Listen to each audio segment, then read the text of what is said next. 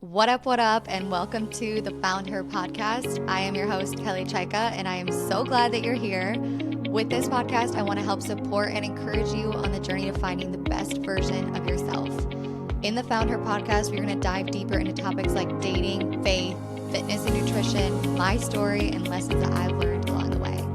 I hope you stick around as we find and become the best versions of ourselves.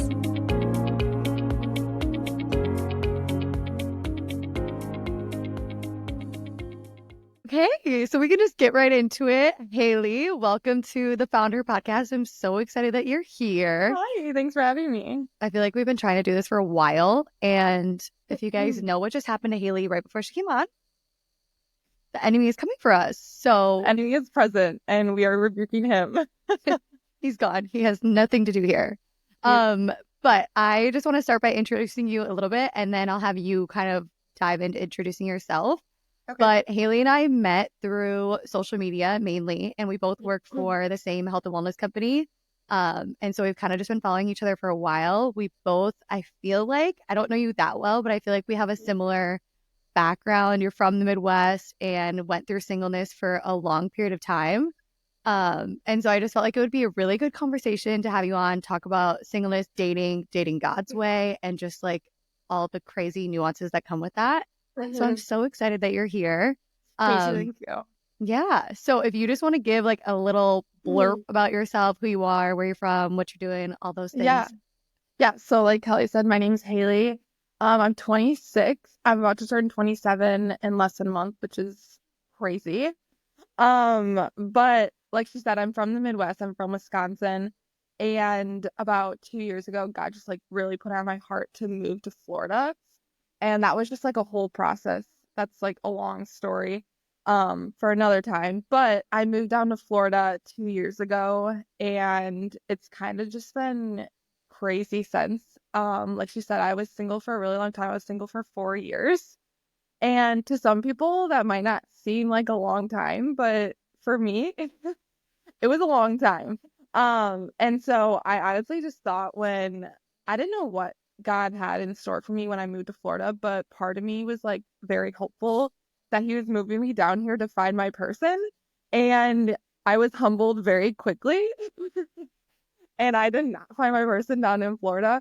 But like I said, I'm 26. I live in Florida now.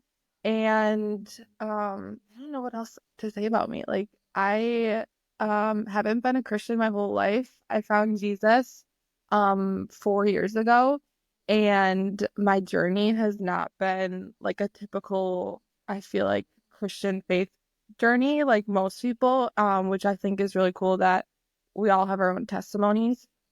But I actually found Jesus through the health and wellness company that me and Kelly met through, and it's just been like the craziest, but also like the most peaceful and like happiness journey that I've gone through, which I never thought I would find Jesus. I never thought I would have a relationship with the Lord, just based on like my previous story. But I'm like all over the place. Oh my gosh. No, I love it. You're totally fine. No, you're literally doing so good.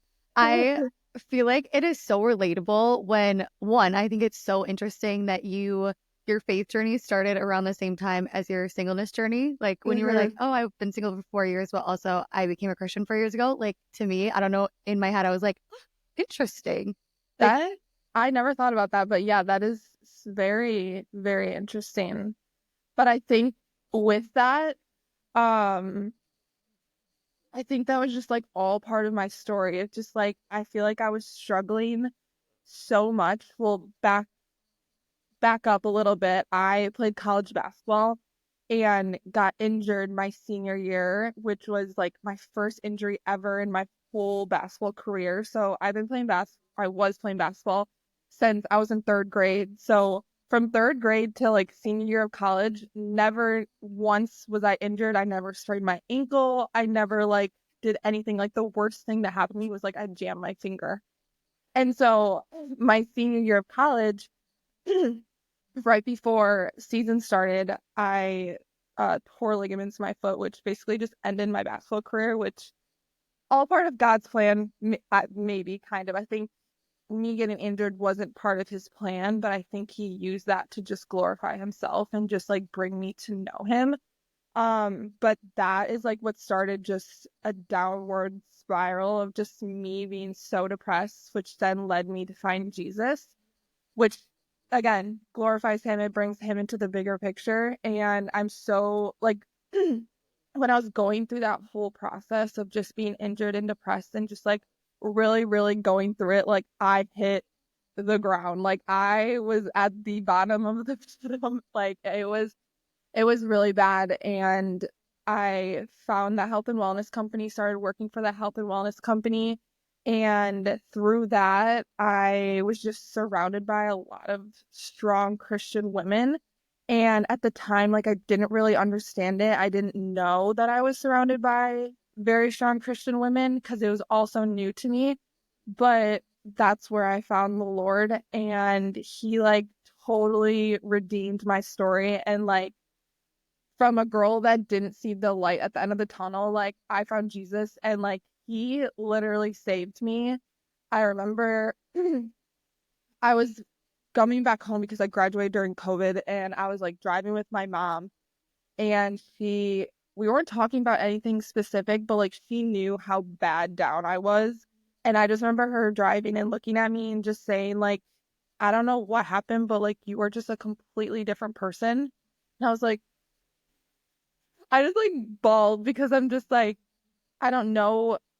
And in the moment, I didn't know that it was Jesus that like just transformed me in just a matter of a couple months. But I was like, wow, like the fact that my mom is able to even see that is just so powerful. And it reminds me of, in the Bible, just the story of Joseph and like how he was basically betrayed by his brothers and was put into prison, and God redeemed his story and like brought him out of prison and allowed him to lead the land of Egypt.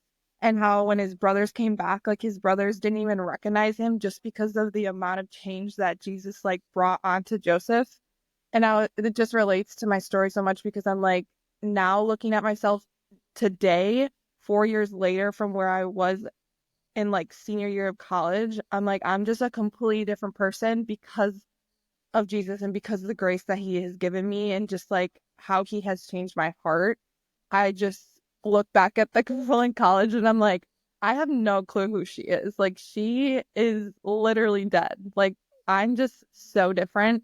And it makes me happy because I'm like, it's not because of my doing, but just like my relationship with the Lord and like how he has changed me dramatically. I love that. I think it's so interesting when people talk about their testimonies. I'm the same way that you are when you say your testimony, you're like, oh, it's kind of not like everyone's typical testimony. But I feel like the way that your testimony happens, and you hear about some people who they find God and then like overnight, they're like, oh my goodness, the scales fell from my eyes and I was like fully changed, fully new. And those stories are so cool to hear about, but they're not they can be relatable, but I don't feel like they're as relatable as like the pruning over time. And then you look back and you're like, oh my goodness, like I am so different than where I was. And I feel like I had the same experience with my relationship with God. Like I kind of found him through the health and wellness company as well, just being surrounded by Christian people. Um, but it was the same. Like I moved away and went to California and Nashville and then came back after being gone for 3 years, and everyone was like, oh my goodness, you're like so different. You're nicer. My parents were like, what happened to you? And I'm like, you guys, I don't feel that different. Like I'm still the same internally, but then looking back, Here. literally, but I'm like, it's so cool how God just changes your heart and like you naturally get this different type of like aura and glow and energy about you that you just have so much peace coming from the Lord. And I also think it's so cool that you don't necessarily have to go through really hard times in order to find God. There's people out there who have known God their whole life, and that's so incredible. But I feel like the type of faith that you have and a lot of people have when it comes to like such a massive love for him is when you're so down in the valleys and you're like, I have literally nothing. Like I lost basketball. I lost my relationship. I lost myself. I don't know where else to go. And then God finds a way to bring you back and like get you to the light again. And it's just Mhm. so cool. I don't know. I never knew that you played college basketball. So that is Mhm. Yeah. wild. But I, I sorry. I think it's with like stories like ours where like we have to go through something so not traumatic, but just like something where we just hit the point where we're just like in full surrender without actually knowing that we're like surrendering and being like, I literally don't know what to do. I can't do this on my own. And it's not like we're looking for, it's like back when our story started, it's not like we were looking for the Lord, like, Jesus, come into my life. But it just like happens. And I think with our stories, like, it does take a point where we just like hit rock bottom for us to be able to experience something to then put our faith in Jesus and like have a relationship with him versus people that just grow up in it.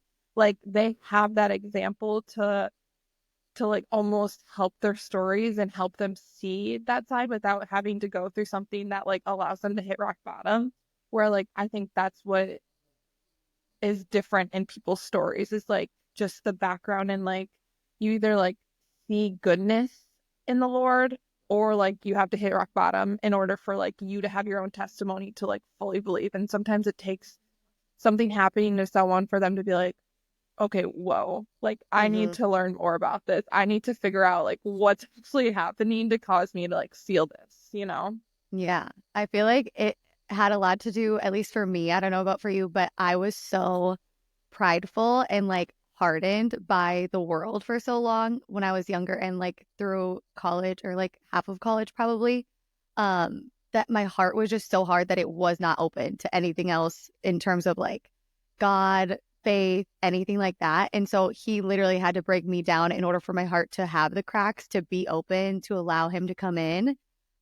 Whereas, like you said, some people just are already softened to the Lord. They already have so much like love and gratitude for him based on how they were raised that they don't need their heart to be shattered in order for him to come through.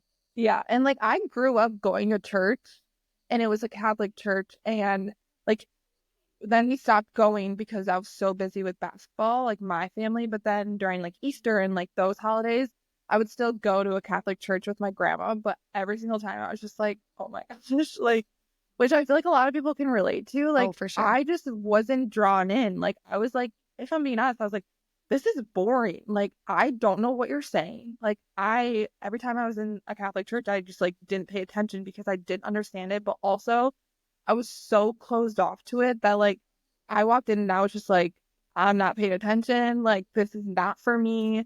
Even in college, like my two closest friends had a faith and um like not that they would make fun of me for it, but like I just like anytime like God was in a conversation, I was like, I know nothing. Like I'm so clueless. I know nothing about it, but I also Hmm. just like don't want to have the conversation. And I like you said, like it just takes like softening your heart and something happening to you being open to it and learning about it.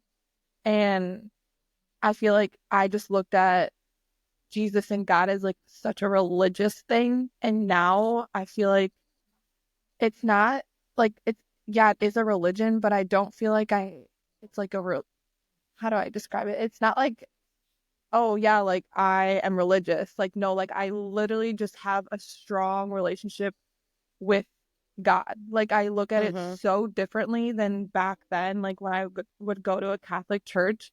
And I think it's more personal now. Like it's like not so, oh, you have to follow these rules, you have to go do this, this. But it's just like he's my father. Like I just talk to him every day. Like he's literally the person that like I rely on to like Hmm. walk through life. And you don't feel like there's so many like rules. I feel like that is the common misconception with the faith too, is you have to do X, Y, and Z and act a certain way and come to church dressed up and be your best all the time and put on a fake smile. Like I grew up in the Catholic Church as well, and I watched so many people do that. And I was like, this is so fake. Like, this is so not real. What's going on? Um, but I think people don't realize that when you're in a relationship with God, it's not that he brings you so many rules, it's that your convictions just start because you're filled with the Holy Spirit. It's not like I my first day as a Christian, opened the Bible and like was like, okay, I have to stop drinking altogether, not have sex, cut out all my friends, never talk bad about anybody. Like, that's not what he expects.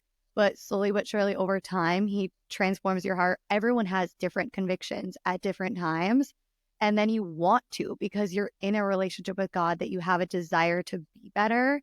Even when I talk to people who aren't necessarily like strong in their faith, I feel like as a Christian, and I don't know if you're the same way, but I hold myself to really high expectations, sometimes too much, that I'm like, I need to give myself a little bit more grace.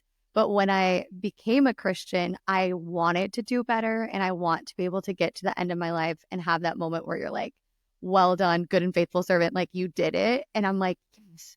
Versus getting to the end and having God look at you and being like, look at all the things you could have done with what I had given you and you didn't. So I hold myself to that expectation now. And some of the people that are in my life, they're like, you're way too hard on yourself. And I'm like, I know, but I want to be because I'm in a relationship with God and I want to be better so I can be the best version of myself that He created us to be. Now, do I understand that I am going to sin every single day and I am not worthy of anything that He gives? Yes. But I just think, I don't know. It's not that you are required to do all these things, but I just noticed that through my faith, I want to. And it's just like a genuine desire. I don't look at it as like a bad thing or that I'm being punished and feel guilty all the time. It's more so like, no, I want to try to be better every day because I Yeah. want the best gifts that He has to offer. Yeah. And I think when you read the Bible and you read these things where he's like keep a sober mind and like do not judge and like all these things, like save yourself from marriage and like do not act in sexual sin, like so many people could look at them as rules. And I think the people that look at them as rules are people that just like don't know his heart and like why he's saying those things. Whereas other Christians that read the Bible every single day and get to know his like heart and his posture in what he's saying, understand that they're not rules, but they're things put out for us for our protection. Like I think so many people like are trying to be perfect with it and look at it as like such a bad thing, but with him, like he lived a perfect life. He did not sin. Like he went through all the temptations that he knows that we're going to go through. And when you truly get to know him as a person, and that's why it's so important to like have a relationship with him, because if you don't pick up your Bible and you don't read this, like you're never going to have a strong relationship with him. You're never going to know his heart and like what he's saying with all the things that he's saying in the Bible. And like if you don't read this, like you're gonna look at those as rules. You're gonna look at that as like, oh well, like I can't do this and I can't have any fun, and like just being a Christian is just like not fun. Like I'm gonna go back to my worldly temptations because it satisfies my soul. But when you actually take the time to like understand why he's saying these things, you'll understand that like worldly temptations and worldly things that like our flesh wants to do. I totally lost my train of thought. Like, basically, what I'm trying to say is like, those things are not rules. They're there for like our protection, and he wants to protect us. Like, he has gone through everything that we're gonna go through. So those things he puts into place to just protect us, and he knows that like when we do those things, it only leads to bad things. It only leads to things that like are going to destroy us and not satisfy us. And that's why he puts them into place, not just like for us to be like, okay, well, you gave your life to me and now you can have any fun. Like, no, that's totally the opposite of what he's trying to do and to tell us. And I think like with you, what you said, like convictions, I think the Lord will only give you convictions when you're building your relationship with him. And I think there's people that give their life to Jesus and they expect so many things from him, but yet they're not like building their relationship. They're not reading his word. They're not truly getting to know him and building that relationship with him and just being lukewarm. And I'm not perfect with it. There's definitely like a season where like I've gone through that of like I can preach so many things, but then I'm living my life completely different than what I'm preaching. And I think that's where it gets tricky, is when like you look at people and they say like they're a Christian and that they gave their life to Christ, but then you look at their life and how they're living it, and it's like, okay, well, you're not really living your life how you're preaching it. And I think it's all based on like, are you opening your Bible? Are you reading your Bible? Are you building your relationship with the Lord? Because once you do that, like he's going to change your heart and he's going to give you convictions to be more like him. And if you're not doing that, then you're giving in to the enemy and you're living in a worldly way. That's so good. I totally agree with everything you said. You articulated it so well. But I feel like when it comes to convictions, it's so, I don't know. When I first started my faith, and even like sometimes when I go through ebbs and flows, I'm like, oh my goodness, like you look back at your life prior, and at some point I've thought like it was so much easier. I didn't feel the guilt. I didn't like, I would go out and get drunk in college and like wake up the next day and would not bat an eye that I just did that. Whereas now, if that happens or I like drink too much, I'm like the anxiety, and I'm like, I should not have done that, whatever. And in those moments, sometimes it seems easier to be like, oh, I wish I didn't have all of this like conviction that I do now. But I've learned that when I don't have conviction, like you just said, it's when you're not having a good relationship with God. And that's when it should start to scare you. Like if you're not feeling like, if you're like, I'm all good in my life, I don't need to change anything. Like those are the moments when I'm like, whoa, like I need to take a step back and get back into the word. Granted, we all go through like the highs and lows of those seasons, but I just think convictions are such a good way to, or like a marker of knowing if you're really diving into your faith or not. Because I don't know, I listened to this sermon the other day as well. And I feel like when it comes to convictions, I kind of mentioned that it's hard because you're constantly trying to do better and we're striving for something that's not possible. Like you said, Jesus already lived a perfect life. We're never going to get there. But the sanctification process of getting rid of sin and like becoming the person that God wants us to be is a lifelong journey. Like we are going to be in it forever.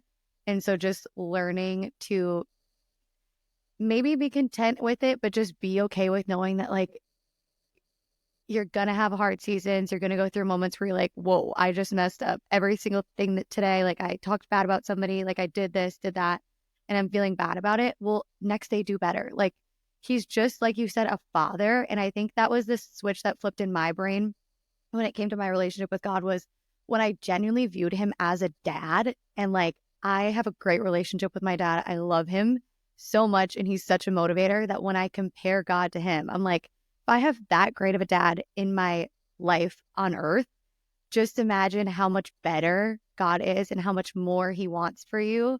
And just like you said, I mean, we're not trying to follow a rule book. And especially when it comes to like sex before marriage, people fight that one. That's like a very controversial topic, especially now because the way that the world talks about sex is like so flamboyant and out there and you can do whatever you want. But does it bring you any joy or fulfillment when you're done? Like if we like I have a sexual past and when I look back at it, I'm like every morning I woke up feeling so unworthy, so low, like I was used and like it was just never a good feeling. Yes, in the moment you're like, "Oh my gosh, this guy likes me and like I'll do whatever and this is what he wants to." But then you come out of it and you're like, "Why did I do that?" Or that relationship doesn't end up working. And then you have that soul tie with that person that you're like, "Whoa." And then you realize, okay, that's what God meant when he said, like, don't do that because I'm trying to protect you. And so when you view it in a way of your father just saying, hey, FYI, if you don't do this, your life, like you'll be happier. That's all he wants. It's not like a rule book that you're going to burn in hell the minute you sin. Like that's not the type of God that we like have a relationship with, I guess. Yeah.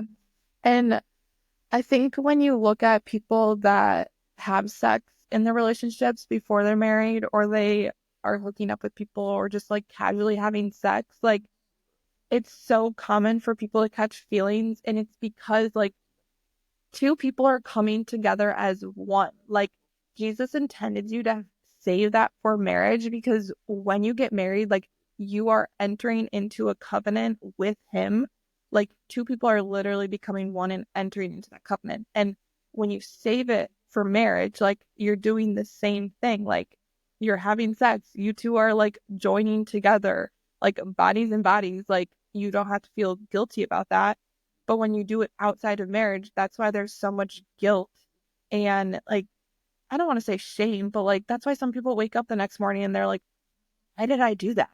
Like it's because Jesus never intended it for us to like act in that way and do it outside of marriage because he knows, and that's a rule that people look at, but that's why he says to not do that and save it for marriage because he knows the consequences and he knows the feelings that a lot of people feel outside of that, not only with like the shame and the guilt, but also with just like the soul ties. And like once you do that, like you're gonna catch feelings. And that's why so many people, like when you are dating someone and you're having sex and you break up, like you feel such a heartbreak, even if it's for like a month or 2 months or like a short period of time. Like that's why you feel so much heartbreak, is because you literally join together to become one. And then you, when you like see people that go through a breakup, it's like maybe a month or two later, they're like, oh, well, like now I see like, why did I even date him? Like they come to this Mm-hmm. like realization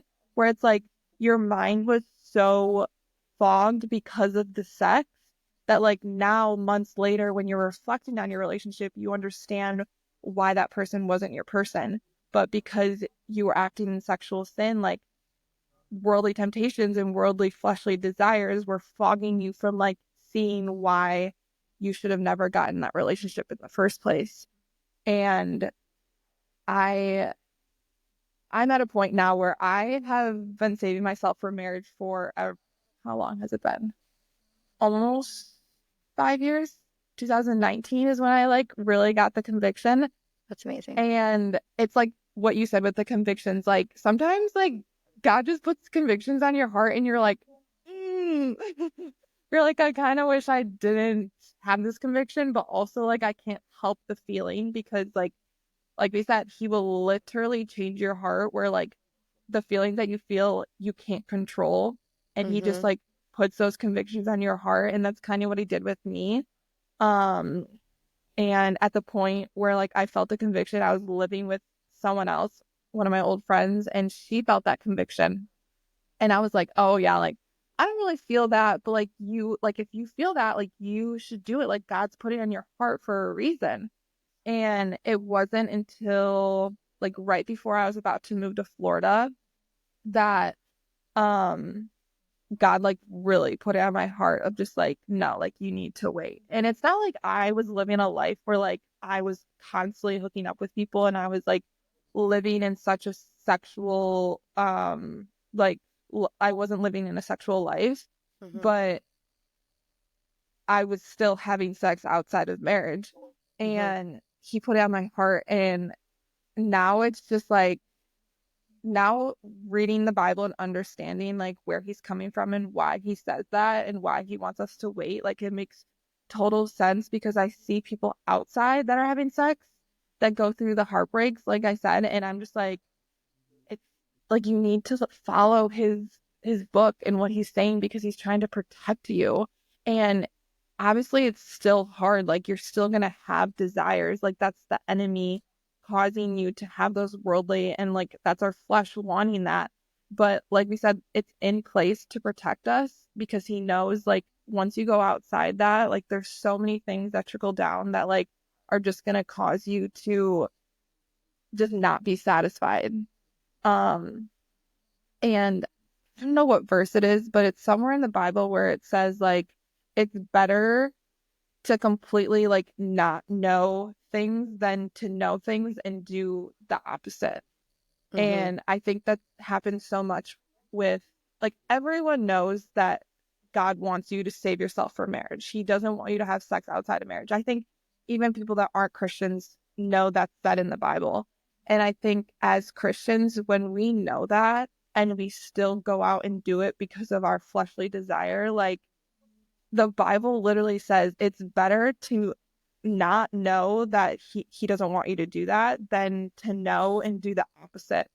And I Mm-hmm. think that's such a powerful verse because I feel like so many people do it and then they wonder why they are feeling certain things. And it's like, because he literally says not to do it. And like these are now the consequences of you acting in your flesh, and this is why you're feeling that way, you know? For sure. I was just listening to, do you ever listen to Girls Gone Bible? I think their Oh yeah. podcast. Okay. They did an episode. It wasn't like so recent, but it was a little while ago. Um, and one of them was talking about how it can be hard when it comes to like not living in sexual sin when you're surrounded by a bunch of people that are in relationships, or like on social media, you see all these relationships of people that are having sex and you're like, but they look so happy. And they're like, so it almost makes you question, like, why am I doing this? Because you're witnessing other people around you. But then she was like, you just have to try to remember that one, we don't know what's happening in their relationship at all, if it could be good, bad, whatever. But also we have to know that it's a good God. Like he's a good God and he's giving you good gifts if you follow his word. Like he's not withholding it from you just because he's like, oh, like she shouldn't do this because I don't want her to or whatever. It's like once you get into marriage, I talk to so many people that get married and they're like, it's so different. Like it just feels different. Like you feel so safe and secure because it is really two people conjoining as one. And that's what it was meant for. Obviously, it's so hard though. So I would love to pivot. I love this conversation already because we're like spitfire and we love the faith. Um, but when it comes to obviously, how long have you been dating your now boyfriend? Um, 7 months since February. Oh my gosh, So time flies. That's this so will be wild. 8 months. Yeah. I think, Okay, right? well, Yeah. amazing. Obviously, so we'll start with singleness and then we'll kind of transition into like dating and how that comes to play with conviction and things like that. Mhm. But you went through a phase of 4 years of being single. It was obviously difficult, and I mainly wanted to do this because you are so open on social media and TikTok especially, about how hard it can be single, obviously the highs and the lows. But I guess how did you learn during that 4 years, because it's a long time, no matter what people say, to truly like trust God and not fall back on what you know is God's best for you in the moments when you're feeling like lonely or Yeah. whatever? Yeah.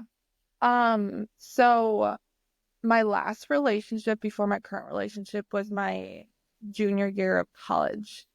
And so that was before I found the Lord. So that was like a worldly relationship, Mm-hmm. where I was like doing everything outside of what I know now.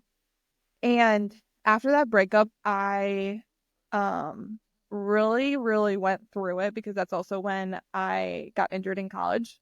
Mm. So I was just like really going through it.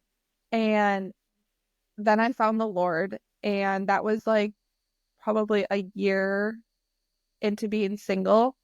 And there was a lot of ups and downs, I want to say, with my singleness. But I think it really, that when I first found the Lord, it really took like understanding that no one outside of Jesus was going to satisfy me or bring me happiness or bring me joy like he will.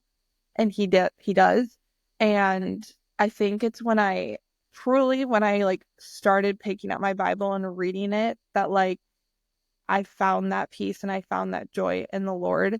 And I think for the longest time when I was first like freshly single, like I was constantly trying to have conversations with guys. I was trying to like find that satisfaction. Even if I wasn't hanging out with guys, like I always needed to be like texting someone or like keeping myself busy, which I feel like a lot of girls can relate to is like once they go through a breakup, there's certain girls that are like, okay, isolation. And then there's other girls that's like new relationship, new relationship, new relationship. And it's not that I didn't jump into another relationship, but for a little bit, for a couple of months, I just like downloaded dating apps and like just wanted to be in conversations with guys, even if I wasn't hanging out with them. It was just like me trying to satisfy my loneliness and like avoid it almost. And then it wasn't until like one day I woke up and I was reading my Bible and I just got this like overwhelming sense of just like, I feel so at peace with where I'm at and my relationship with Jesus that like I need to just like not talk to guys for a while. And I kind of did that for a long while. I did it for, I mean, I would still talk to guys here and there, but like a good, like probably year and a half, I was in like isolation period. And I really decided to take my relationship with the Lord serious when I moved to Florida. And for that first year, like I just like dedicated my life to just like knowing him and being so satisfied with just being single and being okay with it. And I think it was just with a lot of growth and a lot of just like quiet time with him that I understood that like singleness is such a gift. And I feel like so many people look at it and they're like, which I did like within the 4 years, like there was a lot of ups and downs, but like I feel like some people look at it and they're like I am never gonna find my person. Like I hate being single.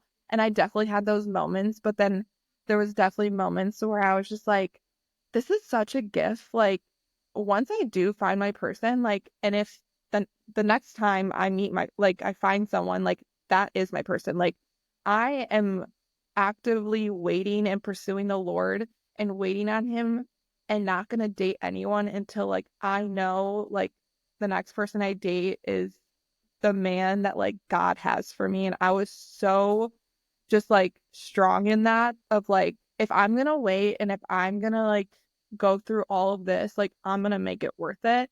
And I'm not just gonna waste my time on like people like there's people within the 4 years that like I definitely could have dated, but I'm like, why would I go and be in a relationship when I'm not certain that that's who God has for me? Like, why would I not wait for his best if I'm gonna wait?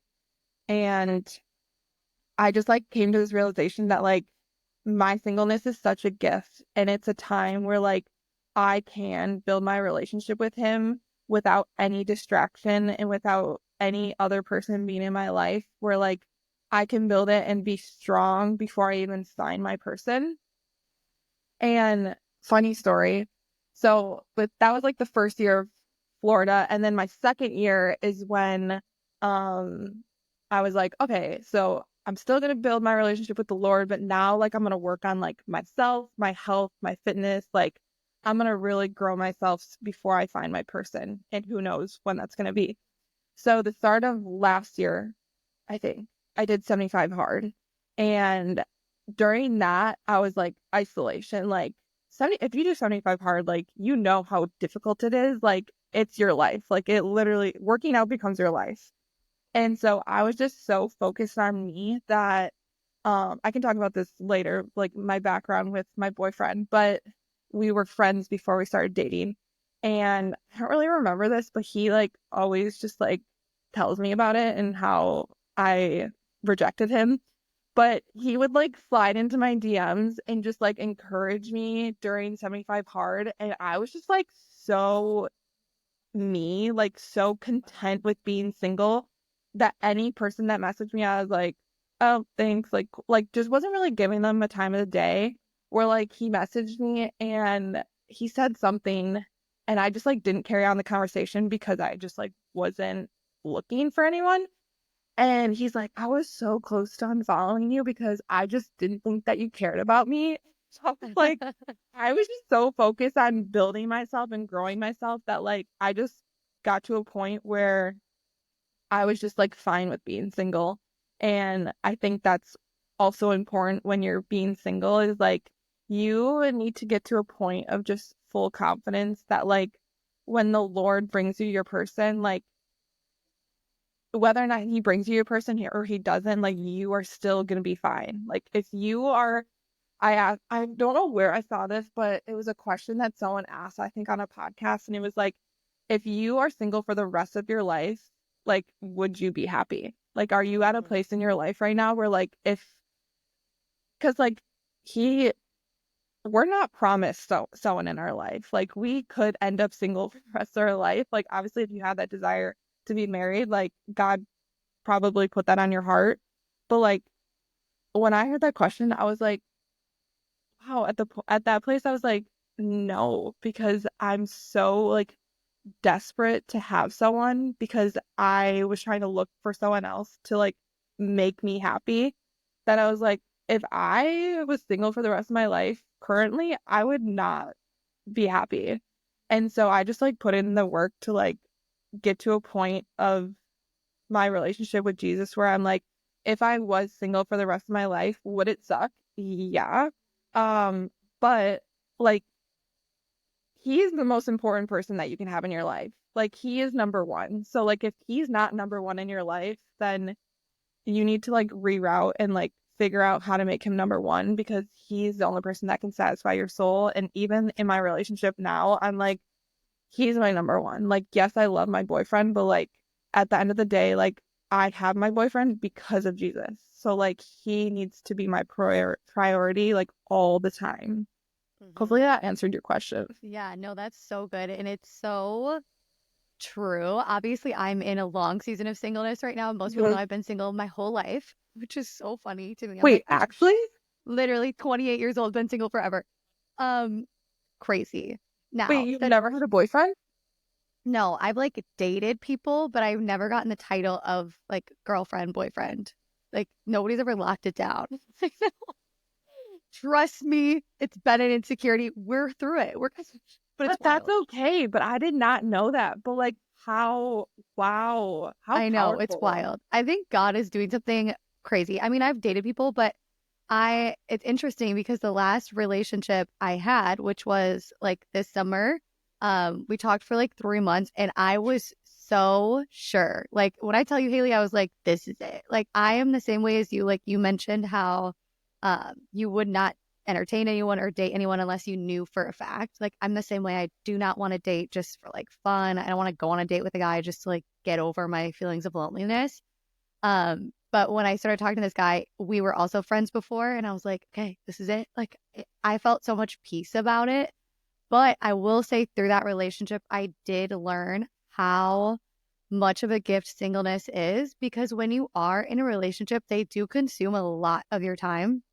I mean, obviously, you're long distance, so you have some time in between that you can still devote to the Lord. But when you're with that person, you're with them. Like that takes away the time that you have with the Lord.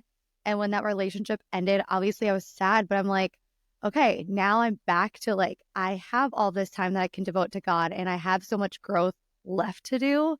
So I just think it's so encouraging for people in singleness, as sad and depressing and lonely it can be some nights.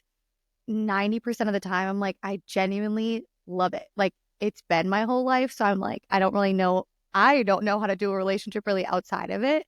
But it's so, I don't know. I just think it's so cool because God really is just like, hey, to you, it might feel like a season of loneliness and singleness, but to God, He's like, I'm literally doing this for us. Like, this is our relationship. I want you to get to know my heart and like who I am. And also bettering yourself during it is so crucial because I'm sure you feel the same way. But when I look back at who I was several years ago, like that girl in a relationship, absolutely not. Mhm. That would have crumbled And so fast. it's always with like you said, where you look back at like a year later and you're like, whoa, I was so different. Where like throughout my 4 years, like a year ago, I was like, oh, I'm so ready to be in a relationship. And then Yes, I look at myself myself a year ago, and I'm like, oh my gosh, no. Like I'm so glad that I wasn't in a relationship a year ago because I wasn't ready. And I feel like you don't realize that until time goes by where you look back and you're like, okay, thank God. Like I I wasn't know. ready. Yeah, we're so prideful sometimes to be like, I'm good. Like I've done everything. Why is it Yeah. not happening? But God just has funny ways of being like, no, not yet. But Mhm. obviously, I mean, I think that's great advice for girls that are going through singleness and guys. Like you just really have to put your head down and focus on yourself. I think it's so funny that your now boyfriend was reaching out to you during that time and you were like, blinders, I have no interest in this right now. Yeah. Uh, but I am curious. Obviously, when you spend a lot of time in singleness, it creates a sense of like independence. And as women, I don't have you looked into much like the difference between the masculine and feminine energies at all? Mm-mm. Okay. So, I mean, sometimes the faith talks about this too, but you know this through the Bible, like gender roles can be a thing where like the man is like kind of the man of the house, he runs everything, the woman is more feminine, more relaxed. But I feel like when you're single for a long period of time, you tap into both roles because you're like, I'm good on my own. I don't need anybody. You become so independent and almost masculine. Do you feel like you had trouble going from being single to sharing your time with someone when you first like got into dating again or like in your relationship now? I think I still do, honestly. And my boyfriend loves to call me out on it in like a good way, because he knows how like independent I am, where like sometimes he's like, sometimes you're like too independent and too like in your own world, where he's like, you have to realize that like I'm here now. Where like I've for the past 4 years, like I had to figure things out on my own. Like I was my own person. I didn't have anyone to like worry about or like to take care of me. And there's sometimes where like I do things and like my time management isn't the best, and he can tell you that. Hmm. But like I still like I'm still rewiring my brain to be like, okay, like I have to think about someone else now. Where like letting him know when I'm home, letting him know like where I'm going, just so like he's obviously not here to like make sure I'm safe and okay, but I'm like it's just weird to like now have someone else worrying about me, where like even when we first started dating, like he would open my doors, and like then he would leave for a little bit and he'd come back, and he I would like go to open my door and he'd be like, "What are you doing?" I'm like, "Sorry." I'm like, I'm just not used to it. So like it was, I mean, it's still an adjustment, but like it was a really big adjustment, because I'm sure when you get into a relationship, like you lived your whole entire life of just like me, like I'm doing me. Where like now when someone comes into your life, it's gonna be a man of God, and he's gonna love you the right way. Where like you're gonna have to completely change your thoughts in your mind and like how you function, because you're gonna have someone else in your life that not only cares for you, but like wants to help you do things. So yeah, Hmm. it is adjustment. Yeah, that's what I'm like most nervous for. I'm like I feel like for the right person, you'll know how to like, or you'll want to almost be more like, okay, like I can allow you to take care of me, or you trust them enough to let that happen. But I always have been like, oh my gosh, that's gonna be so much of like a energy shift from where I'm at now to sharing it with someone else. Um, but obviously, But it's also like it's hard, but it's also like when it happens, like some of the things that he does, I'm still just like in awe, because I'm just like for the longest time, like I prayed for just a man of God to love me the right way, to like just show me like how like Jesus loves me. And now that it's happening, I just like every time he does something, I'm like, what? Like I I just like am shocked every single time something happens, because I'm just like the fact that some people don't wait for this, and that I was so like not patient to wait for this, and now that it's happening, I'm just like, which is easier said than like done, but like when I was single, people were like, "Oh, just like it'll come when you least expect it." Or like ever you obviously know you're single, like you hear the same things over and over and you just kind of get annoyed with it, but also hmm. like now being on the other side of it, I'm just like it's so true, but also like not settling is like the most important thing, which I feel like so many people do because they just get sick of waiting. And like Hmm. it's so like first of all, I'm proud of you for waiting and like not settling, because you could have easily settled multiple times, but now like Yeah. you're just so dedicated in building your relationship with the Lord that like at this point you're probably like, why would I settle when I've waited this long? Like why would I not wait for God's best? And God is going to see your obedience in that, and like see all of the growth that you've gone through and like the work that you've put into like wait and build your relationship with him. And like he is Hmm. going to like just give you someone that will completely blow you away. And you're going to be like, oh, this is more than I could have ever prayed for. It's just, he's going to redeem you and he's going to give you that. Well, thank you. That's so sweet. I am so excited. I love seeing your TikToks where you're like getting flowers when you come home and you're like crying. I'm like, that is gonna be me because it's like such a small gesture that you're like, you were thinking about me. Like that's because I mean, our expectations right now in dating, I feel like are so low. Like we just it's so easy to go in and be like, none of these guys are going to match what I'm looking for. But then when you find it, you're like, oh my gosh, it's real. Like, God loved me so much to give me a person that shows me love and like genuinely cares about me and thinks about me all the time.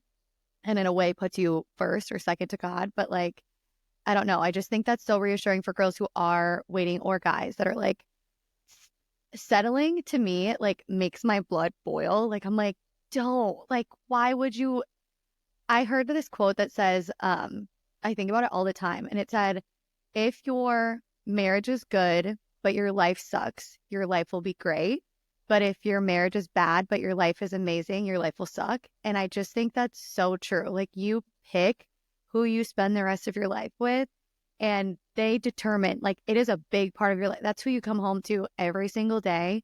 Like, it's not worth it just for a season of loneliness to be like, oh, I'm just going to go home to whoever, or this guy is showing me attention. So now I'm going to go for him. Like, I just don't think it's worth it at all.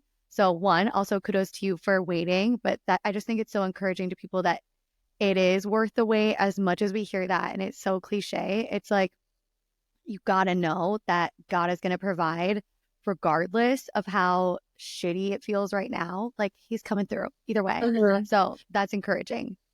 And I think like something, I don't know if this has happened to you, but like something that I've realized um, like outside of my singleness, but like when I was single, I was so confused in it. And now that I look back at it, I'm just like, okay, I know why that happened. Mm-hmm. And this probably happens to other people too. But like when I was single, there was a point where I was like, no guy is even like looking at me. No guy is even like coming up and like saying anything to me, which is weird. Not that I'm like expecting that, but I'm just So not that true.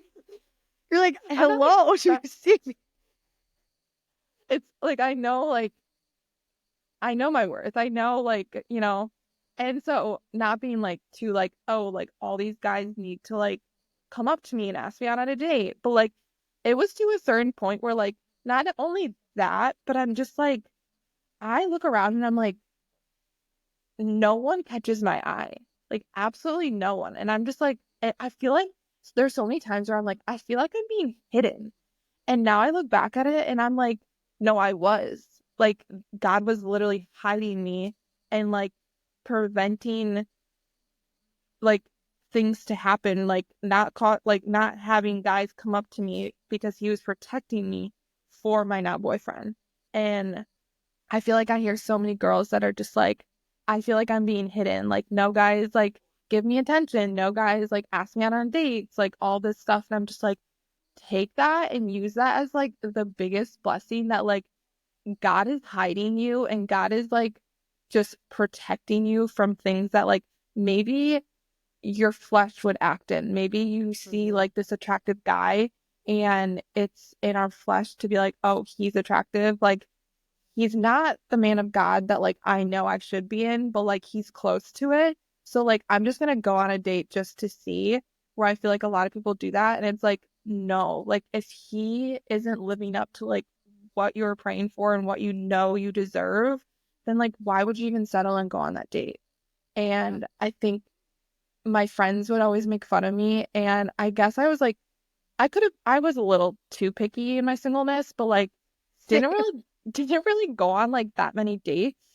Um, and even like the people that like I gave my attention to, one little thing that they would do, and I'd be like, nope, I'm done. Like I can't. Like there was one guy where like he chewed the wrong way, and I was like, no, like I can't. Which like that's me being picky, but I'm also like I feel like not that God put that pickiness on my heart, but I feel like he was almost protecting me and like allowing me to like feel these emotions to like protect myself from entering into something that wasn't from him, because like I said, it's so easy for our flesh to act in a way of like, oh well, this feels right. Like I'm not sure really if this is the guy that God has for me, but like I'm just gonna like see. And So sometimes good. when we're not like so strong and obedient in saving ourselves, then we go into that and we try it out to see if he's our person, and then we act in sexual sin, and then that leads us down just a deeper hole. And I just feel like there's so many people out there that like I want to give hope to, that like, first of all, not settling is so important, but also just like being so obedient in your relationship with the Lord, and like truly waiting until you know and like God puts it on your heart that like this is your person, but also knowing that like he is going to bring you your person when the time is right. And I think with my whole situation with my boyfriend, I was like, yeah, it's so true. Like he came out of nowhere that I'm like, me and him we can go into that story if you want in a little bit, but like him and I were friends for 8 years before we started dating. Like, so he was like in my life. Like it's not like he's like a random guy. Like I knew him, and just the way that like God allowed our stories to just like come at like the perfect time. I'm like, he will literally bring you your person when the time is right. And I think Hmm. it's hard to wait and to not know. But I also think when the time happens, like you're truly gonna understand why you had to wait so long. And I saw this thing, and it was like this post on Instagram, and it was like all these people that waited X amount of years for something good to happen to them. Hmm. And it was Joseph had to wait 13 years to be released from prison in order then to lead and be in charge of the land of Egypt. Abraham had to wait 25 years in order for the Lord to give his wife a son and for her to give birth to his son. Moses had to wait 40 years in the desert before leading the Israelites out of Egypt.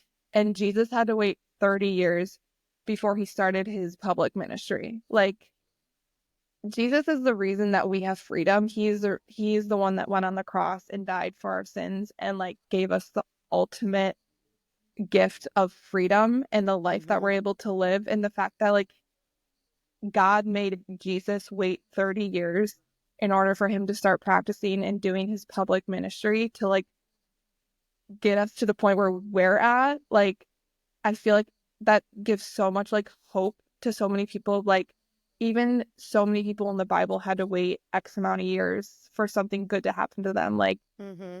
why should we have less time than those people when like those people were a part of such a great story? Like 30 years to start something that changed the world. Like that's like you waiting till you're 30 years old to like find your person. Like I feel like there's Right. so much hope in that, and I feel like so many people don't realize that like there's so many people in the Bible that like their stories aren't what they wanted.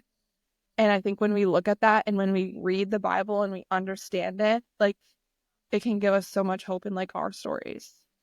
So good. I I relate to so much that you said. That was just like so many golden little nuggets in there. One thing I laughed at though is icks are so real, and I am the same way as you. I get an ick so easily, and Mm-hmm. I honestly think God has a sense of humor that He's like, I got to give her an ick, or she's gonna go Yeah. date this guy, Yeah. and You she literally. can't do that. And so there was a shirt at the mall one time, and I was with my friend, and it was like a pink shirt that says, "You literally give me the ick," and I was like, just for me, because it happens so easily. I did not get it, but it's just little things like that. I think are God's protection, and I think we talked about like the hiding seasons or like feeling hidden by God like a year Mm-hmm. or so ago when you were voice memoing, and that was just so relatable because it's like you see all these other people that are out dating all the time and they're seemingly going on dates like every other week, and you're like, whoa, I haven't been asked on a date in like months, years, whatever it is, and it makes you kind of question your worth. But then I almost am like, no, like, thank you, God, for protecting me. I don't want to have like emotional one. I hate texting. I don't want to sit and text you all day for it to go nowhere. Like, and then that just end. I just think it's so much of God's protection in the way that he moves. I think he's so smart. Um, but I don't know. I mean, it's so true. Waiting seasons are hard, but if we look at the Bible, there's a story for what we're going through somewhere in there, and we can just read that story and learn from them. I know the story of Sarah is one that a lot of people talk about. Like, she wanted to have a kid, and then she went out of her way to, I think she like had her maid sleep with her husband, and then she had a kid, and then all the hurt that came from that. Like, that's what happens when you don't wait well and you Or act on your own act in your flesh. desires. Yeah. Yes. And you're like, wait, God can't make this happen. I'm going to make it happen for myself. That's when you Yeah. get into relationships with people that you shouldn't date. And then you end up in a toxic cycle. And you're like, how did I get here? Well, you tried to make it happen for yourself instead of waiting for God to bring his best. So I love that. We're running out of time, but we literally need to do a part 2 on this. But I do want to hear about you and Caleb's story, and then we'll wrap it up. But I'm just curious how you guys like, obviously he was reaching out to you prior. You weren't really like, what made you be like, okay, wait, like maybe this should be my person, or how did you let him back into your life? Yeah. So it's like I look back at it now, and when I'm on FaceTime with him or I'm in person with him, I look at him so much that I'm just like, this is crazy. Like just this like God's story and like our story and just like how everything worked out. But it goes back all the way to our senior year of high school. Him and I, we went to two different high schools, but we met at basically like in our division. It's like the best players from each high school for basketball, and they like play in the Dells at like this tournament. And he was a part of the guys and I was a part of the women's. And at the time I think I was kind of talking to someone else on the team that like he was friends with, that he went to high school with. Mm-hmm. And it was like all the girls and all the guys like wanted to meet up and like hang out. So that's how I met him. Was in like a hotel room over like we were all hanging out, like all of us girls, all of us guys. Nothing weird, but like we just like we're all hanging out, and like that's been the first time I saw him. And I don't know how it like all happened of like us hanging out, but basically we never dated, but we like casually talked our senior year of high school leading into college. And we were about to he was going off to play college basketball and I was going off to play college basketball, and so we both knew like, okay, he's going to college in Minnesota, I'm going to college in Southern Illinois, or like, yeah, basically Southern Illinois. Like, we're not gonna have time to see each other, like this just isn't working. It's not probably the smartest thing to do to enter into a relationship at the beginning of college. Mm-hmm. So he ended things with me, and I was like completely heartbroken at the time, like literally was bawling as I was leaving his house, and he like still brings it up, and I'm like, yep, well, you broke my heart, so Like, thank you. yeah. He's like, yeah, you were just like crying, like driving away in your white convertible. I was like, yes, I was. Listening to Taylor Swift back in the day. Yeah, Who knows? right. And so, um, we we kind of stopped talking, and then like I obviously was like so desperate, I still wanted to talk to him, so like we casually texted in the beginning of our freshman year of college, but then he was like, no, like this needs to stop, like we're never going to see each other, like it's just not going to work out. And so we stopped talking, but we like throughout college we just stayed friends. So throughout college and like the summer when we'd both go back home, we would just meet up and like grab food or whatever and just like catch up. But it was either he was in a relationship or like I was in a relationship. So it was always just like we never looked at each other like that. But it was just like a genuineness of just like caring for each other and like wanting to catch up and like talk about college. And I think it was either my senior year or like after college. Um, my parents were friends with this family from his high school, and his parents started to come in that group and hang out. So I started hanging out with his parents without him because I would always go to like this gathering of like all our parents. So I got super close with his parents, and it's so funny because at this time he was dating this girl, and his dad would like always come up to me and be like, so when are you and Caleb gonna start dating? And I'm like, he's literally in a relationship. I'm like, what do you mean? And he would just like make jokes all the time. But like at that time, I was like, in my head, I'm like, we're never gonna date. Like, we're literally just friends. Like, I don't look at him like that. Um, and so it was just like little things like that where I feel like God was just like creating our story that whole entire time, because one of the biggest prayers that I prayed was like the person that I marry, I want to be close with his family. Like I want to be able Mm-hmm. to like hang out with his family without him being there and just be really close with them.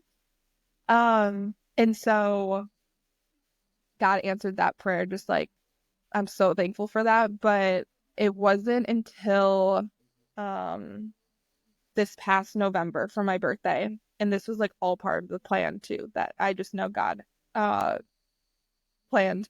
But my sister was entering into the Army Reserve.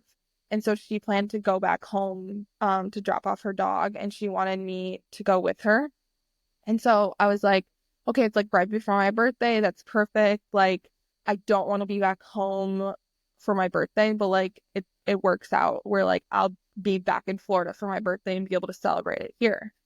And so it was like a month before we were supposed to go back home, and she was like, hey, like it's actually gonna be during your birthday.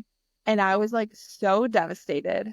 I was turning 26, so I was like, this is gonna be the worst birthday ever. Like anyone that knows that turns 26, it's kind of just like you almost feel like you're entering into adulthood, because I'm like, Yeah. I'm getting off my parents' insurance, like so much is happening. Like I just like really dreaded that birthday like so much. And then I was like, okay, well now I have to be back home, and I don't want to be back home for my birthday. I was being a little brat. But so I was fine. I flew back to Washington with my sister, and then we drove to Wisconsin. And on the way home, I like posted a picture that I was going back home, and he saw it. And at the time, he was like on FaceTime or something with his sister, and his sister was just like, he was in a year of singleness, and his sister was like, well, are you interested in anyone? And he's like, no, like, I just, I want to be single. Like, I'm not interested in anyone. And she's like, there's like no one that you can think of that like you would want to date. And I think he said my name or something. He's like, if anyone, it'd be Hailey or something. And so he saw that I was coming back home, and she was like, well, you could text her. And he's like, okay, fine. So he texts me, and he's like, hey, like, I see you're back home. Like, would you want to grab a drink? And I'm like, sure. Not thinking anything of it, because I'm like, this is normal for us. Like, we always just like catch up. So we grab a drink, and like everything's fine. Like, you can kind of sense like the tension of like, okay, we're friends, but like we kind of have a history, but like Mm-hmm. nothing was happening. And then I invited him for my birthday dinner, and it was literally just my sister, me, one of my friends, and him. And I was like, seriously, like if you don't want to come, like you don't have to come. Like it's gonna be small and all girls. He's like, no, I'll come. And I'm like, no, like seriously, like if you don't have to, you don't have to come. He's like, no, You're I like, want to actually, I come. don't want you to come. I know. I'm like, okay, like this might be a little awkward, but like, okay, because me and him are friends, so it's like Yeah. we're not dating, but I'm like, okay, whatever, you can come. So he comes, and we eat dinner, like everything's fine. And so at the end of the dinner, my friend had to leave, so it's just me, my sister, and him.